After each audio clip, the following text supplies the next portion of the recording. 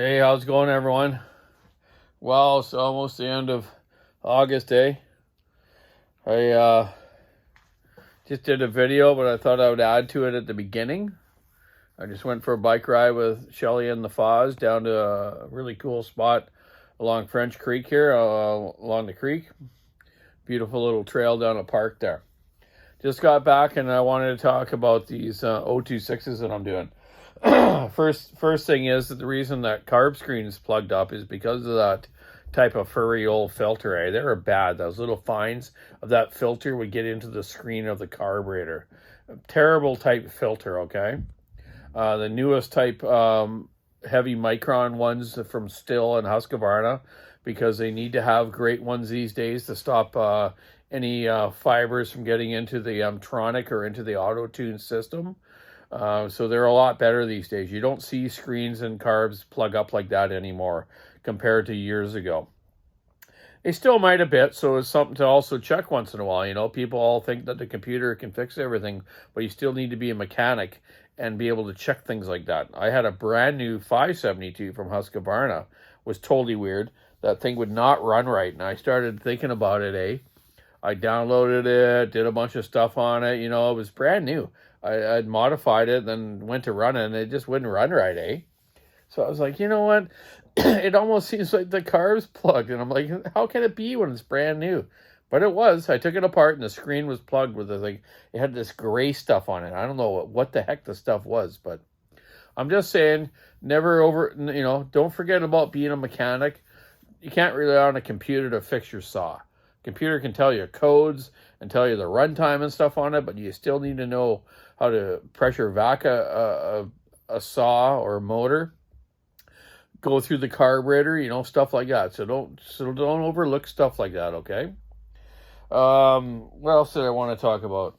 The next 026 after this one, I'm gonna sell off, and I might be able to build another one.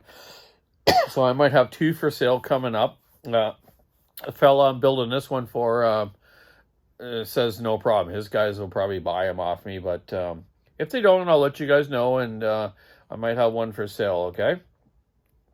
And I'm going to do a video of running this one I just did after I modify it. I really like these little saws. They're sort of like the 346 Husky, but you know me, I love 346 Huskies. I think they're the best 50cc ever, but the 026, the 260s are awesome too. There's nothing wrong with them. You know me, I'm a big Husky guy, but I'm a fan of every type of chainsaw. You know, we've only been a dealer for Stihl for about 10 years, but you know what? I've worked on them for years. We've modified Stihls for years. We used to buy off other dealers and then sell them to our customers, right? So don't get me wrong. I know a lot about them as well. So I just want to talk about that tonight. So let's watch the next video.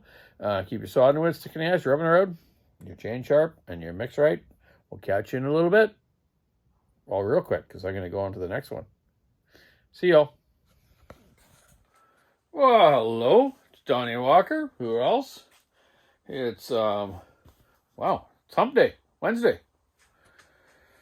Had a busy day. Got a couple 500s done today and a couple other things for people. And a little bit of cleanup around here. Had a friend of mine call me the other night, Justin, and I did a 346 for him. I sold him one, a used one, and he just loves it. The thing just rips. It's his favorite saw going. I think he runs a 20-inch bar on it. And he's like, Donny, can you find an 026 for me for my girlfriend? She does wood and like firewood and stuff, and she really wants a Stihl one like mine. So I'm like, you know what? I'll see what I got kicking around. And you know what? I've had about 4 or 5 026s stashed around here, and I never thought much of doing much with them, but I've just been hanging on to them because I knew a couple might be okay. And so today, and this afternoon, I should say, I stripped some down. So I got 2 here. One had a really bad crankcase. Someone had put a skid plate on it, and the whole crankcase's bottom end screwed on it.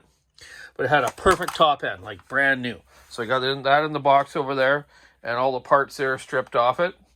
I have another one here that is Really good shape too. You know, you look at the crankcase, not a lot of damage on the sides from chains coming off or anything. This one had a bad top end. Already threw the piston away, and the cylinder might be able to be fixed with some uric acid and some cleanup. But here's the top end off that one there I showed you with the crankcase. It's in beautiful shape. It's the 026 model without the decomp, right? You look at the piston though. There's no marks, hardly any carbon on the top. Horizontal machine line still. It's in perfect shape. That's a good candidate to build another one. But I had this other one outside. It had the bar and chain on it, an 18-inch bar and chain. It was quite dirty. It was missing the fuel cap and the vent for it.